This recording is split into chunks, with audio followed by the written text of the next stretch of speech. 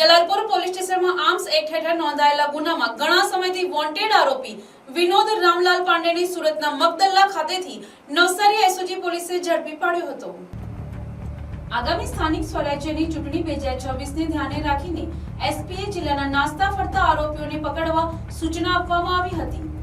આ અભિયાન હેઠળ એસઓજી પીઆઈ આરએસ પટેલના માર્ગદર્શન હેઠળ એસઓજીની ટીમે બાતમીદારો અને ટેકનિકલ સર્વેલન્સના આધારે મહત્વની સફળતા મેળવી છે।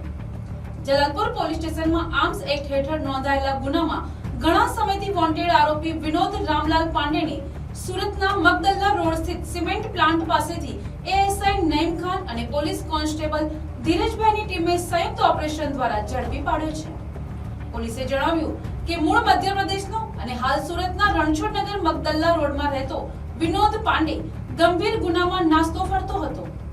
એસઓજીએ કાયદેસરની કાર્યવાહી પૂર્ણ કરી આરોપીનો કબજો આગળની તપાસ માટે જલાલપુર પોલીસને સોંપ્યો છે। Bureau report NTC news Navsari.